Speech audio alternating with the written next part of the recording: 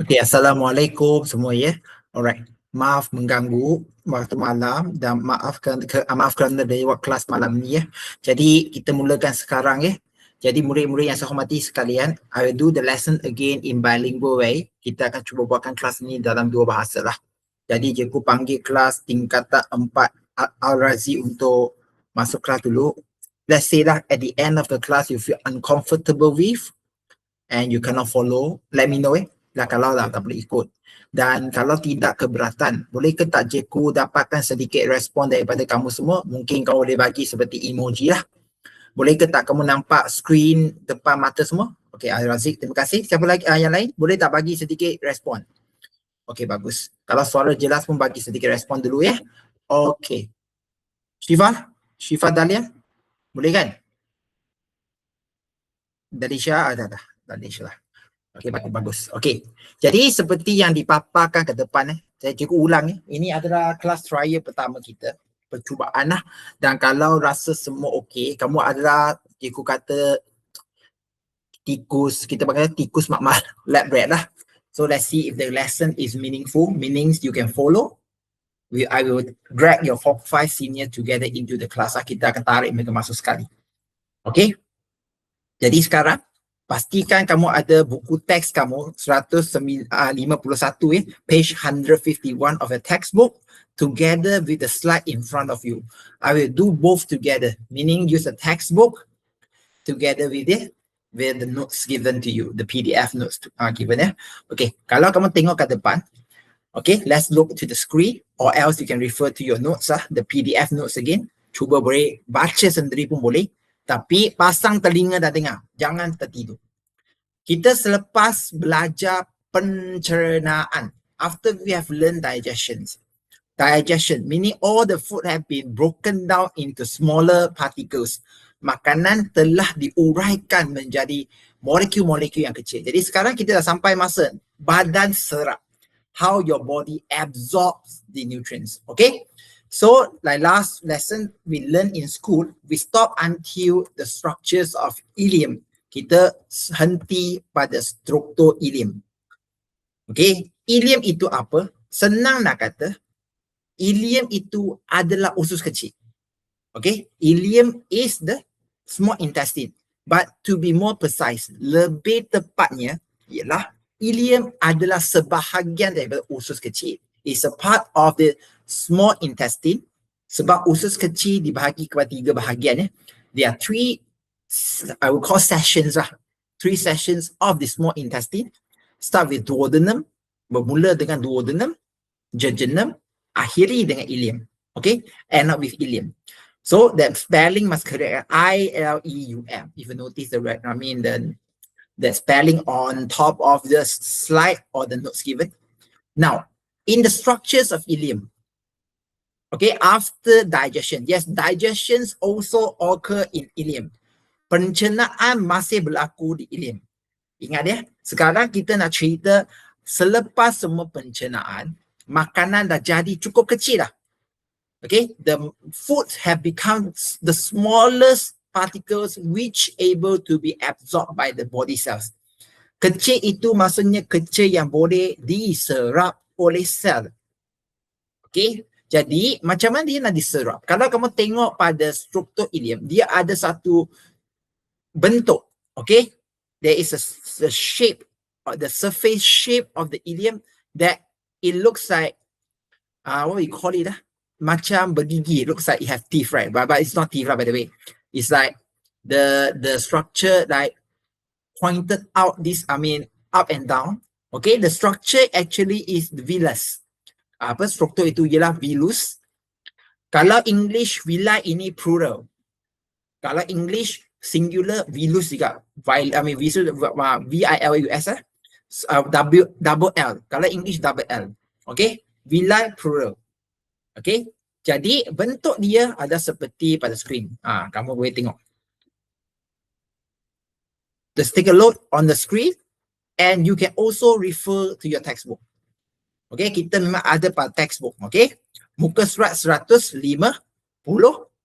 page 151. Okay. Alright, so as I recall to you for the English student DLP, I repeat, VLUS, L-U-S. So no problem for you to remember the name of the structure now. Okay, jadi apa yang ada di VLUS itu yang kita perlu ingat. Jadi kalau kamu tengok pada struktur dia itu, okay, and the notes given, there are few parts that you need to name. Okay, there are few parts. Ada beberapa bahagian lah. Bermula pada bahagian kat luar tu. Bahagian kat luar itu adalah macam kulit. Okay, it's a protective layer like skin. Kita namakan dia sebagai epithelial cell ataupun cell epithelium. Cikgu epithelium itu apa? Kamu dah belajar bab 2 tingkatan 4 ni. Sekali lagi cikgu sebut macam kulit. Permukaan kan, kulit. Jadi di dalam epithelium itu, sel epithelium, ada 2 struktur yang kamu perlu ingat, iaitu kapilari darah dan laktil. Kapilari darah dan laktil, English, blood capillary and lacteal. Lacteal is part of lymphatic system. Cikgu ulang lacteal ialah sebahagian daripada sistem limfa manusia. Cikgu, apa itu sistem limfa? Kita akan belajar bab 11 nanti. Okay, we learn that in chapter 11. In fact, chapter 10, we also have touched it a little. Okay, it's more regarding on the body defense mechanism. Maksudnya macam mana badan kita melindungi daripada jangkitan-jangkitan bakteria, sistem limfa itu. Tapi sekarang kita ada juga terlibat dalam sistem pencernaan manusia, is in digestive systems of human. And now we are talking absorption. Kita sekarang sebutnya ialah penyerapan. Okay, kalau kamu tengok dalam screen, okay, kita sambung. Alright. Ini bentuk Jadi murid patut boleh menyebut penyesuaian atau berkomunikasi penyesuaian, the adaptations of ileum. Penyesuaian ileum dan VLUS dalam penyerapan makanan tercerna. In the absorptions of digestion food lah. Digested food, not digestion. Digested food. Kalau kamu tengok kat sini, sekarang apakah penyesuaian struktur itu? Cikgu, nak bentuk itu yang keluar, unjuran keluar itu. Macam mana kita nak cakap itu? Pertama, kita nak tahu ileum adalah panjang. Kenapa panjang? Sebab untuk menyediakan luas permukaan yang besar. The ileum is long, so that it is to prepare the big surface area. Big surface area for what? For the absorptions of nutrient, of course.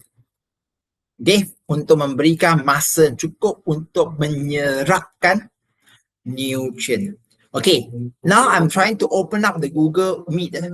Rasanya jelas ke tak? Kalau jelas boleh ke tak cikgu dapat sedikit respon? Bagi emoji sikit.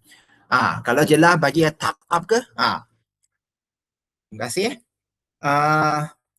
Zikrila. Ya, Muhammad Zikrila. Ada tak? Dengar ke tak? Okay, bagus. Aisyah? Aisyah Syahira? Boleh kan? Okay, bagus. Jadi kita sambung Jadi kalau kamu tengok kat sini, itu bentuk dia dan kita memang perlu sebut ileum memang panjang ada 5 hingga 6 meter. Ya, usus kita memang panjang. Okay, usus kita memang panjang. Usus, cikgu sebut usus umum, ada usus kecil, usus besar, kolon If you remember that we have learned before, intestine there are 2 which are the small intestine and the large intestine, also known as colon. Okay, but ileum alone is already 5 to 6 meter. Like I say, it's very long. Okay, kalau kamu tengok lagi, selain itu, ini yang kita nak cakap, highly folded. Sorry, just now tadi cikgu tak boleh nak sebut, lupa perkataan tu. Ya, highly folded. Jadi, within the structure of the ileum, di dalam struktur ileum tu, okay, kalau kita sebut permukaan, the surface, it is highly folded. Maksudnya berlipat-lipat. Okay, kenapa berlipat-lipat? Sebab untuk mendapatkan luas permukaan untuk penyerapan nutrient. Increase again and again. Increase surface area, increase surface area. Something that sounds like what you have learned in chapter 8. Sesuatu yang kamu telah belajar di bab 8, iaitu sistem respirasi manusia dan haiwan. If you remember lah, chapter 8, respiratory systems of human and animals. Yeah, most of the adaptation refer to mainly increase the total surface area. Untuk meningkatkan jumlah luas permukaan untuk apa? Untuk kita panggil sekali lagi resapan, for diffusion, untuk resapan gas ke, kalau kat sini resapan nutrient, for the diffusions of nutrient happen back. Okay, kejap ya, cikgu kita ada kawan, cikgu nak add dia masuk sekarang. Siapa ni? Baik, siapa ni? Okay, Azam Zari. Okay, bagus. Okay, jadi kalau kita sambung, lipatan ilium itu kita namakan dia sebagai vilus. The folds are known as singular vilus, but plural. Normally we refer to the whole thing. Okay, dia banyak lipat-lipat itu, banyak. Itu yang kata banyak. In English, we direct use villi. We seldom call vilus unless they are talking about one vilus and then talking about the structure. How do you draw it out? Itu jarang lah for English. For BM, it shouldn't be a problem. Vilus saja. Okay. Sekali lagi, menambahkan luas permukaan untuk penyerapan. Okay. Dan kalau kamu tengok, dalam vilus, struktur epithelial ataupun dalam bahasa kita yang kata struktur kulit itu. If you refer to the epithelial tissue, the skin layer, frankly speaking, ada skin lah. It looks also like alveolus. Macam alveolus dalam paru-paru kita itu, in the lungs, right? Alveolus in the lung is made up of one cell thick. Okay, dibuat daripada ketebalan satu sel. Kenapa nak sebut satu sel itu? Sebab nipis. Kita nak sebut nipis tu. Nipis apa? Nipis satu sel tebal. Wajib jawab one cell thick itu. If you don't mention one cell thick, tak sebut satu sel tebal itu, nyatakan hanya nipis saja, memang tak terima ya. SPM nak juga satu sel tebal. Okey, sebabnya sekali lagi untuk mempercepatkan resapan nutrien juga. Apa itu resapan sekali lagi? Kalau murid-murid sampai sekarang masih lagi sangkut dengan maksud resapan, izinkan cikgu bukakan satu kertas putih tulis ini supaya anda faham ya. Dalam bahasa kasar sekarang, kalau kita ada vilus, ini kita sekarang sebenarnya lebih kepada nak terangkan, if we are talking like the nutrients. Kalau ini nutrients secara am, nanti kita perlu sebutlah nutrient apa tu. Okay, BM nutrient, English nutrients. Okay, untuk dia masuk ke dalam vilus itu, kita panggil sekali lagi, apakah proses itu kalau kita nak sebut resapan, or English diffusion. Of course, the drawing that I'm trying to share with you now, kalau kamu tengok kat depan, cikgu nak sebut ini vilus, memang fail lah. Vilus. Kalau kita nak lukis vilus dalam SPM, andai kata, soalan dah lama tak tanya. Kalau dulu memang ada. Kalau kita nak vilus, kita mesti lukis satu sel tebal. Wah. Jadi, kamu tengok screen. Okay. Ini dia.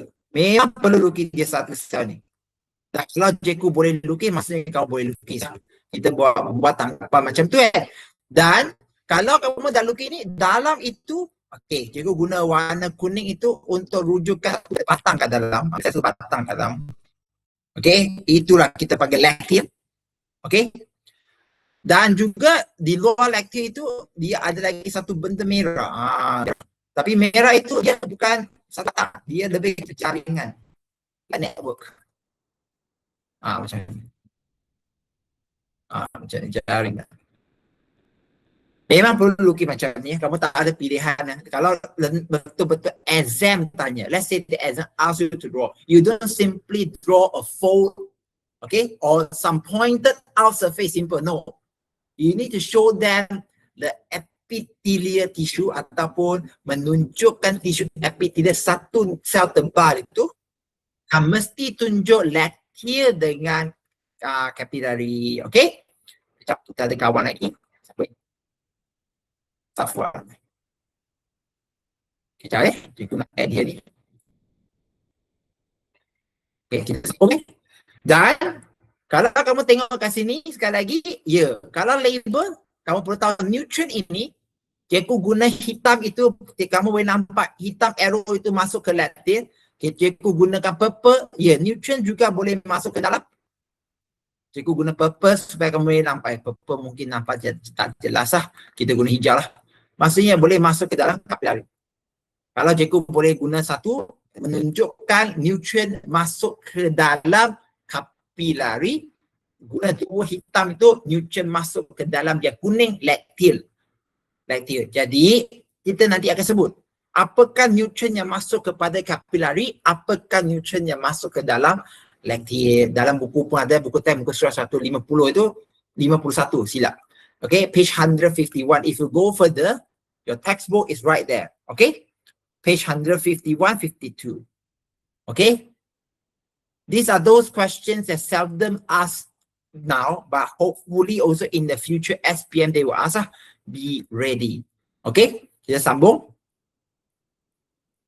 Jadi, Willis mempunyai jaringan kapilari darah. Jaringan. Ya, yeah. SPM kamu sebut kapilari darah tidak memadai. Kamu perlu ada istilah jaringan. So, I repeat lah. If I have to put it here. Kamu boleh tengok dalam buku teks pun ada sebut. Buku teks written there. Jaringan. Yes. Do you notice that? Jaringan.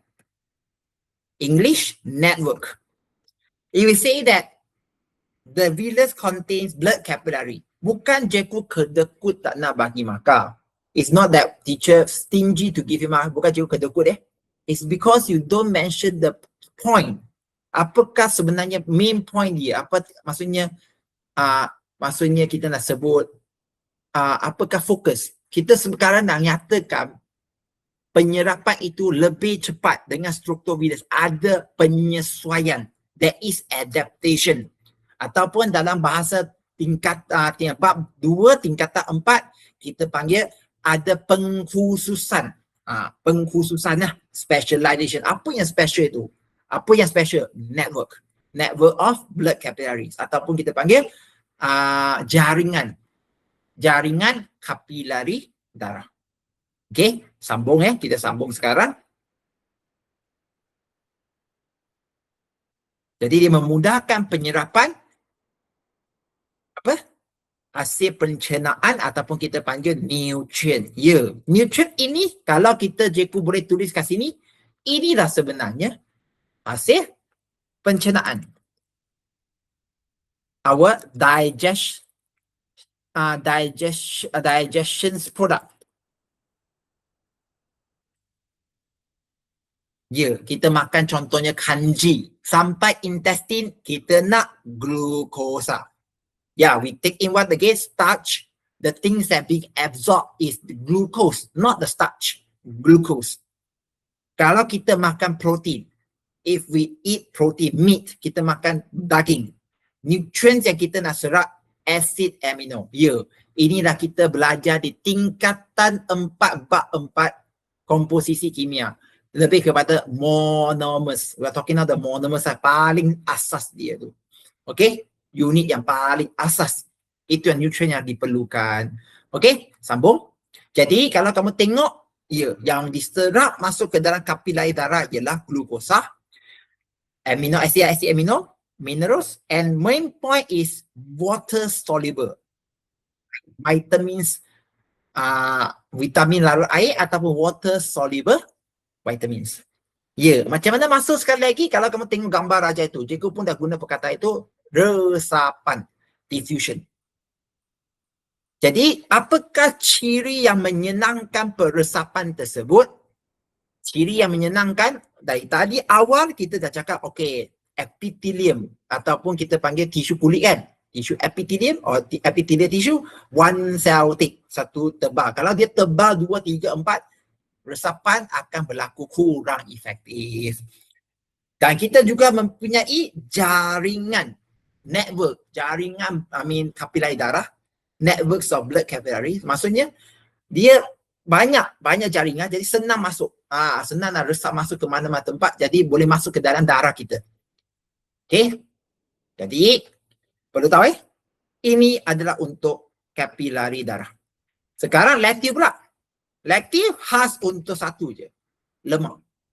Ataupun kita panggil produk-produk hasil pencernaan lemak. Okay? the digestion products of the fats. For instance, glycerol, fatty acid, and not to forget, tidak lupa juga yang mineral ke vitamin larut lemak. Ataupun kita buat in English the vitamins or minerals that which dissolve in the fats. Cikgu, ada ke? Kalau kamu ingat tingkatan 2. Okay? Vitamins B dan C. Vitamins B dan C larut air. Dengar ya, dengar baik-baik. Vitamins B dan C larut air. Yang lain, larut dalam lemak lah. A, D, E, K. Senang ingat, adik. Adik. If you remember, vitamins A, D, E, K, adik.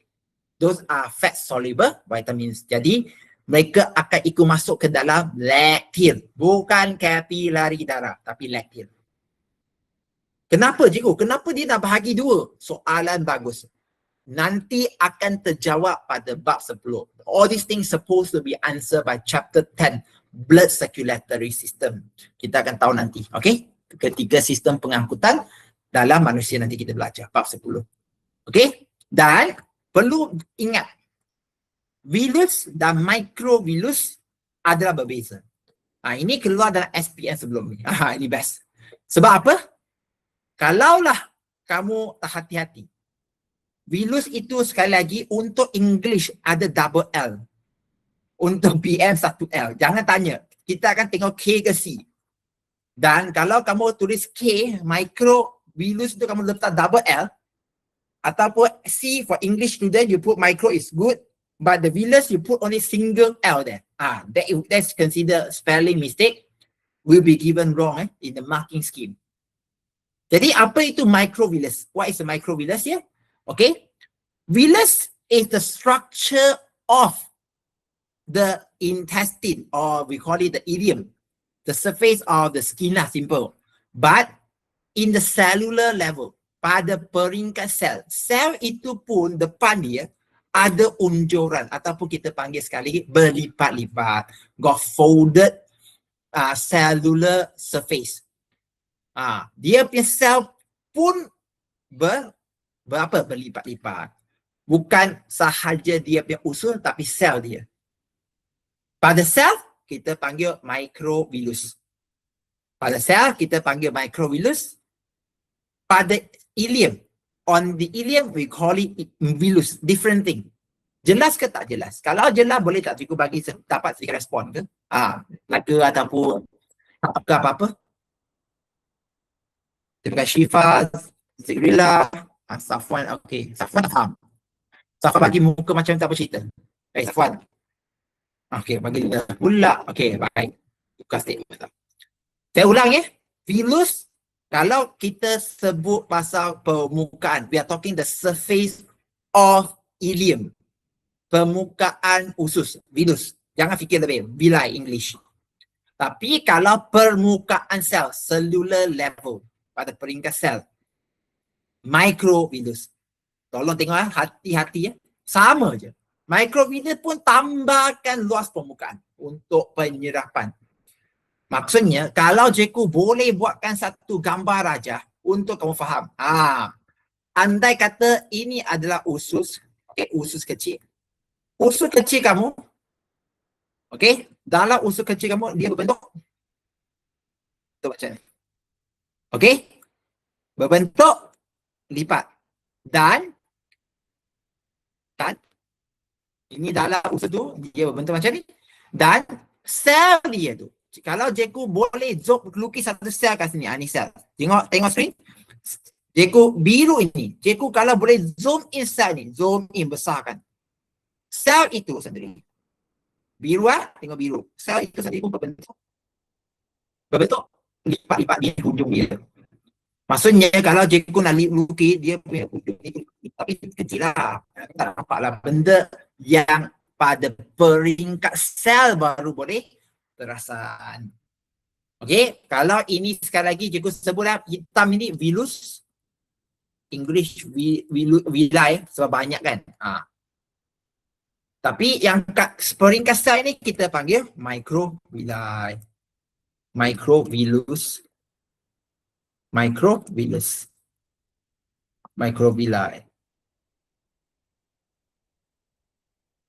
Kalau satu microvirus macam ni. Itu yang penting ya. Jangan nanti kata sama. Tak sama. Kita akan rujuk pada benda yang lain. Dan kalau kamu boleh tengok pada skrin, kamu sendiri boleh bulatkan microvillus ni ya. Circle the microvillus where it is. On the surface of the villus, there are many tiny projection.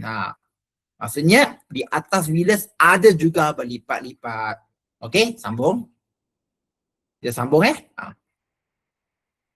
Ya. Jadi, nutrients yang larut air akan masuk ke dalam mana?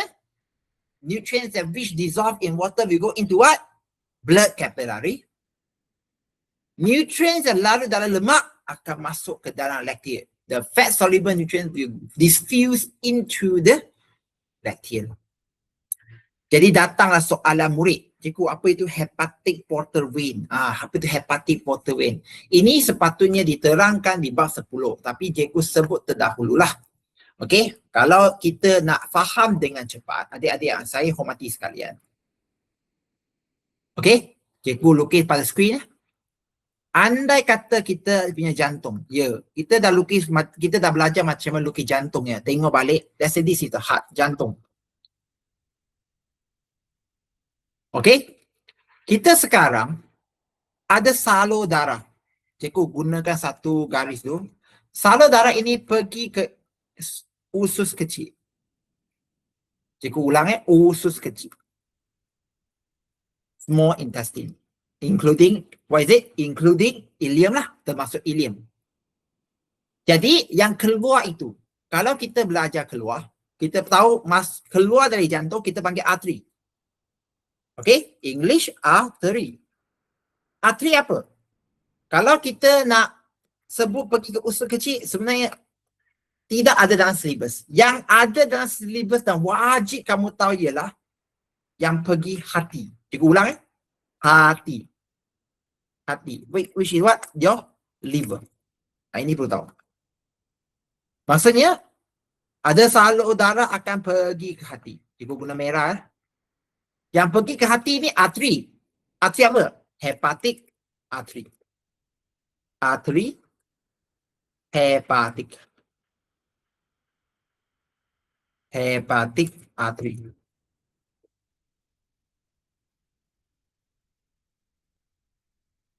Hepatic. Hepatic maksudnya pergi ke hati. Okey, dan kita telah sentuh juga bab 10. Okey, sel hati dia akan gunakan oksigen hantar balik ke jantung. Melalui apa? Vena. Vena, kalau dari hati kita panggil hepatik lah. Okey, hepatic vein.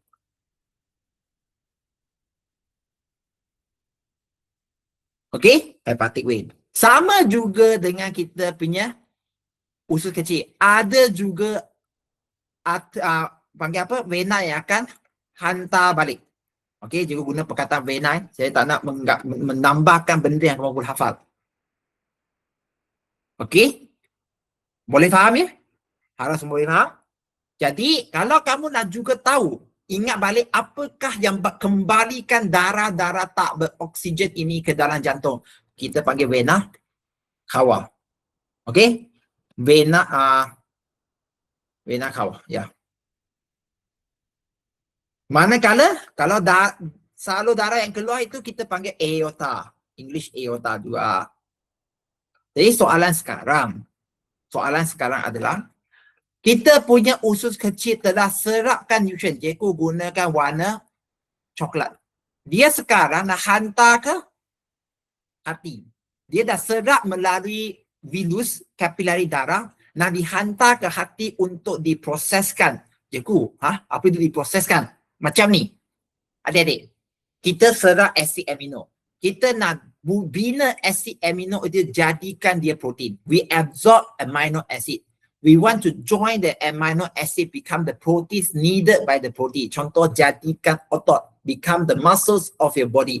Where are all these things being done? Di manakah kilang-kilang ataupun where are these factory doing the process? The answer is the liver. Tempat itu ialah hati. Macam mana dihantar ke hati kapilari darah itu? Jadi, kita nak pergi hati.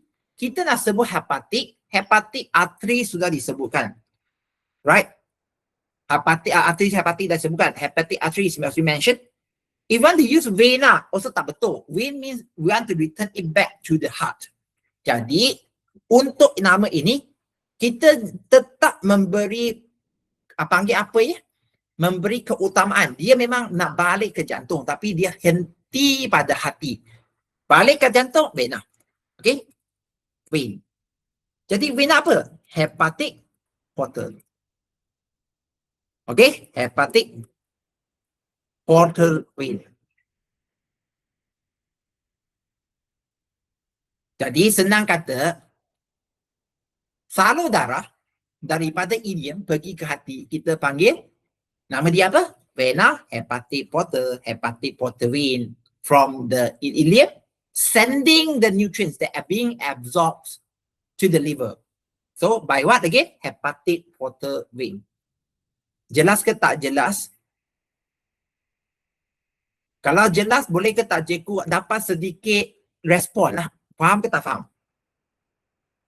Wow, bagus lah Safwan. Biar betul ni. Love ini betul. Love lah. Dalisha, okay Dalisha? Okay, bagus. Sebab cikgu nampak beberapa orang lah. Rabiato, dia okay Rabiato? Rabiato? Okay, good. Kita sambung Jadi, okay, sorry. Saya rasa saya guna salah untuk kita punya BM. BM bukan hepatik Hepar, sorry. Cikgu nak check nanti Nanti ataupun cikgu check sekarang. Sebab sabar. Cikgu check terus dengan kita punya Google. Sebab kita kata nama kadang-kadang dia lain Kalau kita dah belajar bab 10, pergi ke peparu. Cikgu sentuh sikit. Peparu, kita panggil pulmonary. Okay? Itu pulmonary. Hepar. Cikgu tengok dulu saya nak check confirm. Ya betul, hepar. Okay? Bukan hepatik silap. Jadi semua hepatik BM ini kita akan guna perkataan hepar, arteri hepar. Silap cikgu Nanti cikgu kalau ada apa-apa yang terkini cikgu akan ulang semula. Tapi yang penting hepar. Kalau BM hepar itu maksud hati. Tapi English is more accurate. Hepatic. Hepar. Okay? Hepatic. Alright, next. Back to the diagram. So hepar portal vein itu wajib tahu. Jangan nanti tanya kenapa hepa, portal vein semua sebab kita dah tak kata. Tak ada nama lain. Yang pendek, arteri semua telah digunakan. Jadi, secara yang nutrients larut dalam lemak. Okay, fat soluble nutrients. Dia menggunakan resapan ringkas by using simple diffusion to diffuse into the lactate. Okay, dia akan menggunakan resapan ringkas, simple diffusion. Okay, balik kepada part 3. Kalau tak tahu, part 3. Manakala untuk nutrien larut air, ini soalan objektif, berhati-hati. Yang menjadi benda kamu perlu buka mata kamu sekarang, kalau buku teks itu kamu ada di tangan, ya. Kalau ada, tolong. Penting sangat. Tolong highlight glucose. Tolong highlight pengangkutan aktif, tolong highlight acid amino, tolong highlight pengangkutan aktif. Okay, for English you'll say glucose amino acid, this we call it active transport. Then you will say, teacher, why active transport? Kenapa active transport? Resapan ring berbantulah boleh je. Kenapa pengangkutan aktif? Balik kepada bab 3. Apakah maksud pengangkutan aktif? What's the meaning of active transport? Kenapa ada pengangkutan aktif ini? Pengangkutan aktif ataupun active transport. Okey, sekarang kita telah mengenalkan kanji menjadi glukosa. It already become glucose, right? So, we want all or we want half. Kita nak semua glukosa yang telah dicernahkan itu ataupun kita serap separuh. Kalau resapan, dia serap separuh. Kalau pengangkutan aktif, dia akan ambil semua.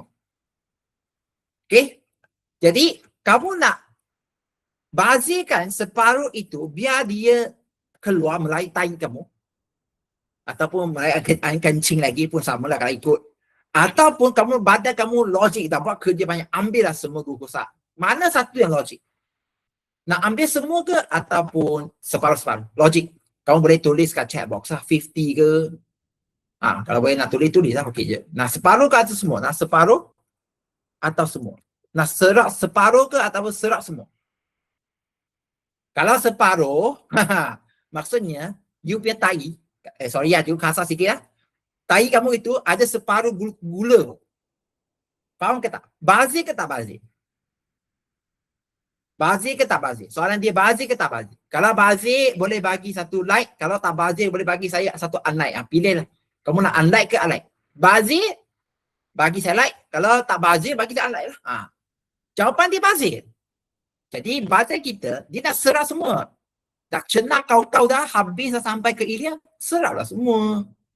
Jadi macam dia nak serap semua. Pengangkutan aktif lah. Guna ATP sehingga satu belah itu habis. Maksud dia, glukosa yang berada kat ileum akan habis diserap, resap masuk ke dalam kapilari darah melalui pengangkutan aktif. Bukan melalui resapan berbantu, tapi melalui pengangkutan aktif. Okey? Glukosa, asid amino khususnya. Fruktosa bukan main thing sebab kita punya respirasi nak glukosa, bukan nak fruktosa. Okey, sama juga dengan minerals. Apa itu minerals? Kalau kamu tengok, jarang tanya minerals tak. Kalau kamu tengok mineral dia pun aktif. Pengangkutan aktif. Kalau adalah, ini tak ada kan? Tapi nota kita bagi ada minerals dia. Manakala air serap melalui osmosis sebab air memang banyak. Dan tahi kita, tinja kita, our feces require water to moisture. If without water, they absorb all water. We call it the feces will turn out so hard. Tinjaan itu akan jadi keras gila, jadi macam batu. Maksudnya kita nak dibuang tahi, keluar darah tak? Fikirkan. Jadi kita masih perlukan air dalam tahi kita itu. Jadi dia masih bergantung osmosis 50-50 lah, sehingga dynamic equilibrium ataupun kita panggil keseimbangan dinamik berlaku lah 50-50. Tapi pengangkutan aktif wajib kita memberikan apa? Pengiktirafan. Jadi harap semua faham ya, jangan kata nanti tak tahu. Ini baru sebab serut penyerapan. Sekarang datanglah soalan murid. Cikgu, okey, saya dah serap lah. Masuk ke hati buat apa? Kenapa nak masuk hati? Kenapa tak nak terus masuk ke vena cava, hantar ke seluruh badan? Cikgu dah cakap, mereka perlu diproses. The nutrients need to be processed into bigger molecules needed by the body. Mereka perlu diproseskan menjadi molekul yang besar yang diperlukan oleh badan. Jadi proses kat mana itu? Kilang itu kat mana? Hati. Jadi kita pun pergi ke nota yang kedua. Ya. Adik-adik, harap semua boleh ikut ya. Kita pun pergi balas yang slide yang kedua. Yang Hajiku dah bagi kan. Bukan ini. I'm not sure whether I got it or not. A moment lah. Alright. Assimilation. Hari ini kita akan henti sama asimilasi. Penting. Hari ini kita sebut dua je. Absorption and assimilation. Mana saya punya asimilasi sekejap. Di sini. Okay. Sehingga sekarang rasanya jelas ke tak? Kalau jelas, boleh bagi sedikit komen lah. Komen. Bukannya emoji. Komen. Kalau rasa jelas, boleh tulis kat situ. Okay, cikgu jelas ke apa-apa tulis. Okay. Saya tahu kamu boleh type kat kamu punya chat box tu ya. Jangan kata tak reti ke, tak boleh ya. Tulis apa-apa yang patut. Cikgu tunggu je. Sebab cikgu perlu ada respon.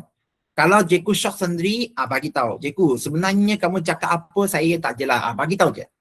Okay. Sebab cikgu pun tengah rakam. Nanti boleh dijadikan rujukan untuk murid-murid lain lah. Jadi sekarang, tengok dalam gambar aja ke depan. Okey, kita sambung dengan nota PDF kita.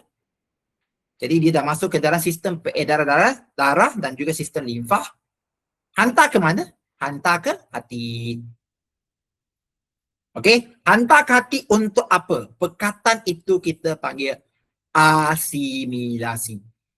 Asimilasi. Ya, cikgu, apa itu asimilasi? Sintesis aku tahulah, kecil jadi besar. Synthesize mean big, small become big, I understand. But why they use assimilation? Okay, asimilasi itu bermaksud sesuatu dia akan dijadikan benda yang perlu oleh badan. the meaning. Dia akan jadikan benda yang diperlu. It will become bigger. Kenapa bigger? Needed by the body. Assimilate. Okay? Kalau ini perkataan cikgu pun belajar sejarah semua tau. Macam mana contohnya kalau orang dari China, dia pergi Melaka, dia hidup di Melaka, lepas itu dia tak reti cakap Cina tapi reti cakap bahasa Melayu saja. Dia berasimilasi. Dia menjadi apa yang tempat itu perlukan, asimilasikan. Okay? Itu perkataan letak kat tepi, tapi sekarang itu maksud ya untuk kaum itu letak kat tepi bab nyonya itu kan. Tapi asimilasi menjadi benda yang kita perlu. Okay? Dia bukan menjadi besar saja, tapi besar dan diperlukan. Asimilasi. Jadi kita tengok. Okay, dia akan melalui vena porta hepa itu, hepatic porta vein go to the liver. Okay. Lepas itu akan dihantar ke jantung untuk dihantar ke seluruh badan. Tapi hari ini main point kita nak sebut asimilasi. Cikgu bagikan cikgu masa sampai 10 suku ya. Sorry ya, duit masa sikit. Sebab cikgu nak habiskan asimilasi ini. Benda ini sentiasa tak sempat disebut kat kelas. Tapi kalau buat kelas online sempatlah sekarang. InsyaAllah kita semua faham. Jadi apa itu asimilasi? Sama juga dengan sistem limfa yang mengangkut lemak ataupun salah lemak. Angkut glycerol dan asid lemak dengan nutrients larut lemak. I repeat nutrients that carried by the lacteus such as what? Fatty acids, glycerol and fat soluble vitamins going through the lymphatic system into the liver. Okay? Jadi apa itu thoracic duct, apa itu left subclavian vein? We talk about that chapter 10. We'll talk about that later. Apa ini? Chapter 10. Apa itu thoracic duct, subclavian vein? Penting. Cikgu, perlu ingat ke? Kalau kamu sekarang nak ingat, terbaik. Cuba ingatkan. Thoracic duct, subclavian vein. English BM, vena subclavia. Okay? Dan ductus lympha. Kalau ingatlah. Kalau tak ingat tak apa. Tak ada isu pun. Okay? Tapi left subclavian nanti kita akan sebut. Tingkat bab 10 nanti. Okay? Kalau kamu tengok kat sini adalah. Jadi jangan cakap tak ada ya. Memang ada sebut. Sebab pernah keluar soalan objektif. Okay? Pernah keluar soalan objektif. We'll talk about that soon. Sooner but not today. Okay? Chapter 10. Be patient. Jadi apa itu asimilasi? Tengok. Okay? Dia akan ambil dan gunakan nutrien diserap oleh sel untuk metabolisme. Is the uptake and use of the absorbed nutrients by cells for metabolism. Tapi dia bukan guna untuk respirasi macam glukosa. Contoh, kalau kita tengok. Okay, dia akan contoh selain daripada respirasi itu, dia akan jadikan glycogen. Simpan di hati dan otot. Dia akan jadikan lemak. It will turn the glucose into glycogen as stored in the liver and muscles. It will also convert the excess glucose into fats. Nampak ke tak?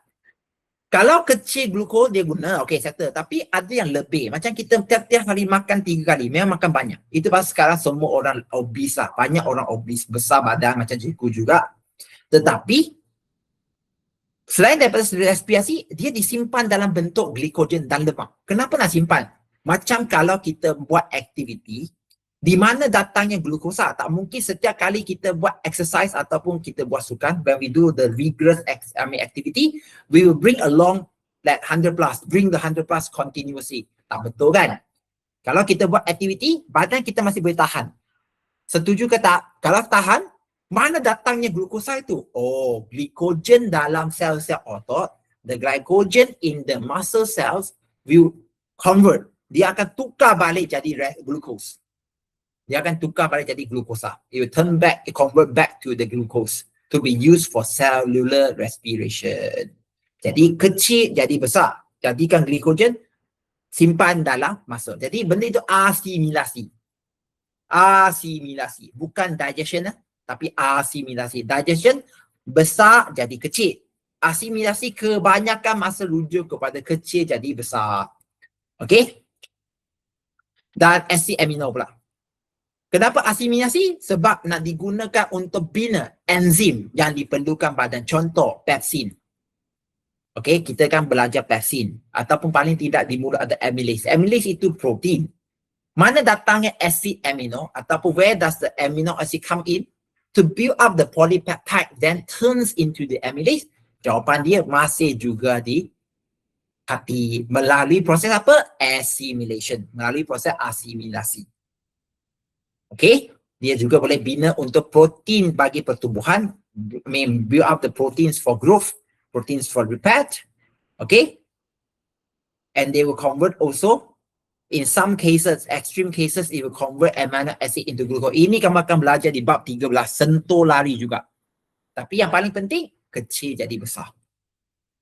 Do you get it? Kalau faham, boleh tak cikgu dapat sedikit respon? Asimilasi. Faham ke tak faham betul asimilasi?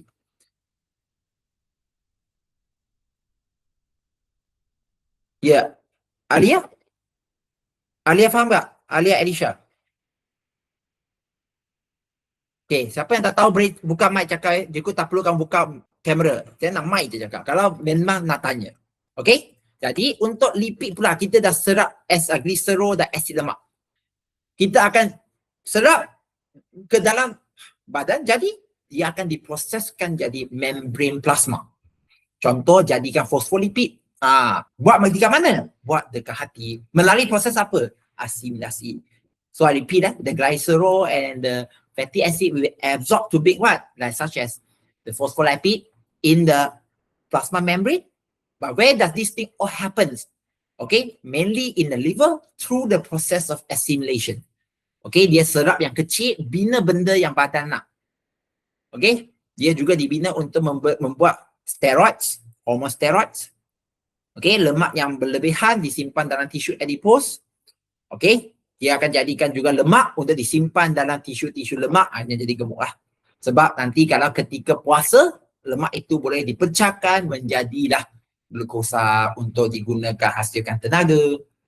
Okay, contoh. Alright, jadi kita tengok.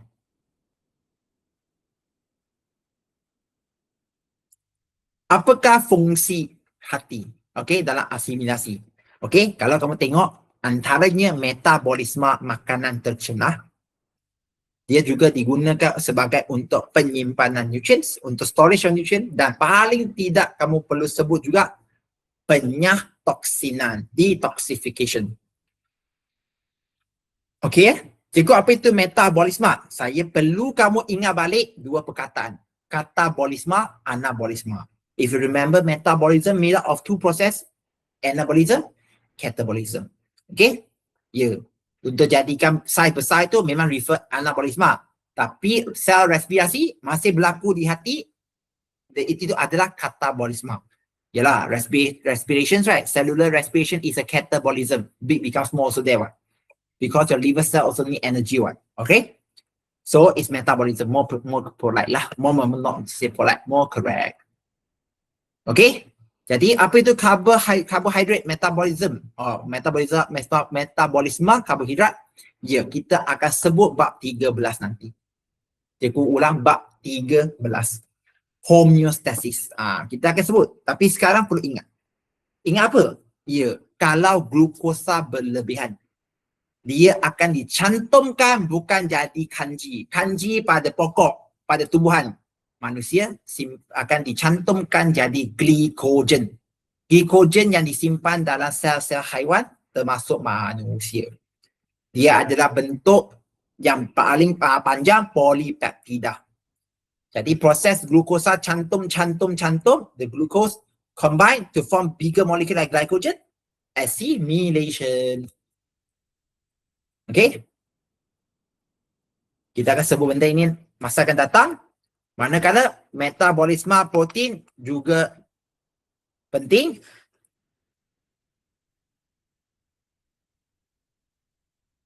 Okay.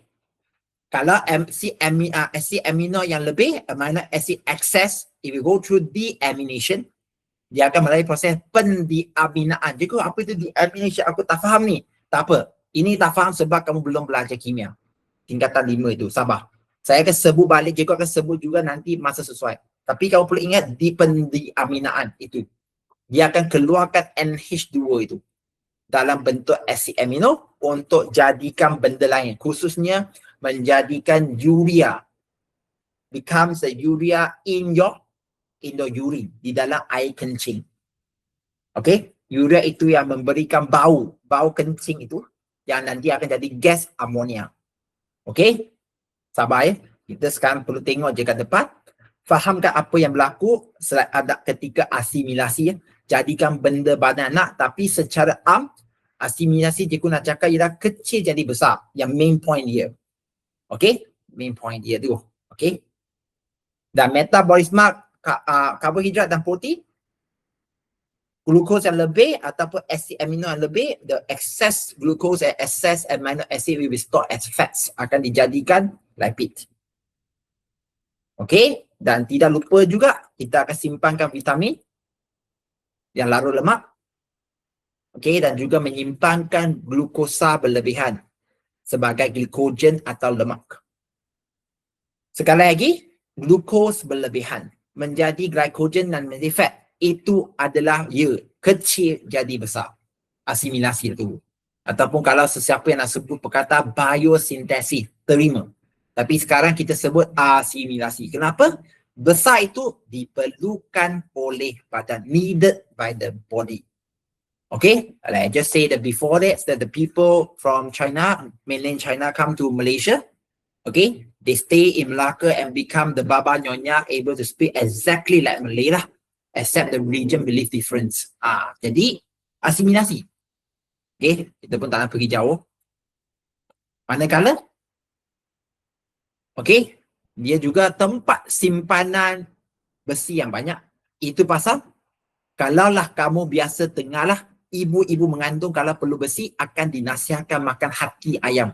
Yes, those pregnant lady, if even listen to what you call it, the advice from the old people, from the elders, they will say that, okay, in order to get more irons, better eat the what? Liver of what?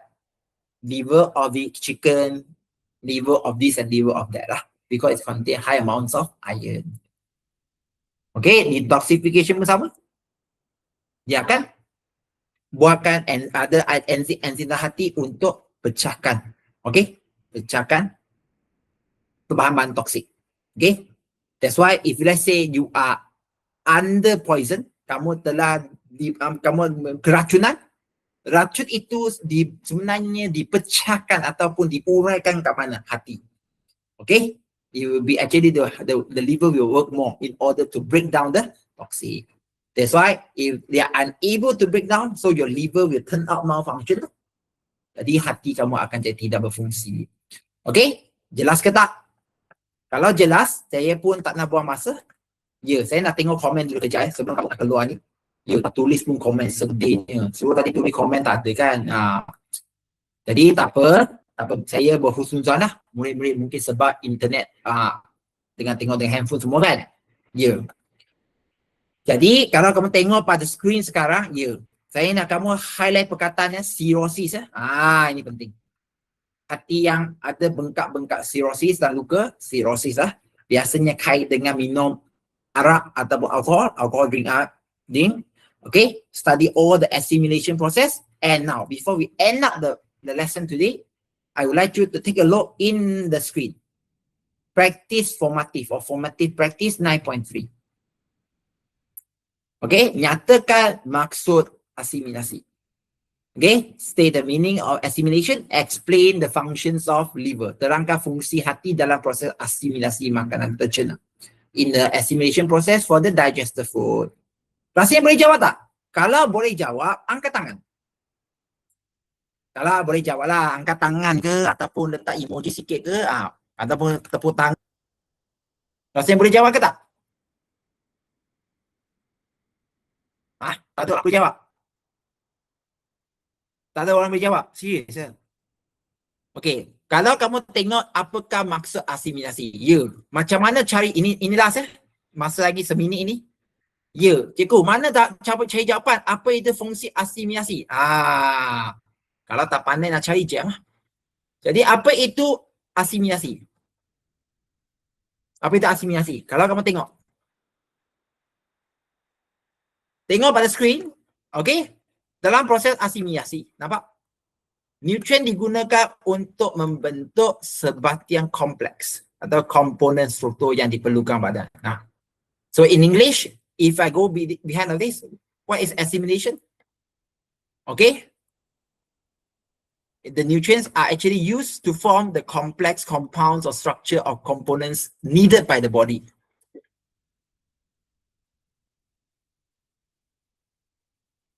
Okay? Kamu tak boleh cakap tak tahu Ada, nanti cikgu akan share jawapan juga, jangan risau.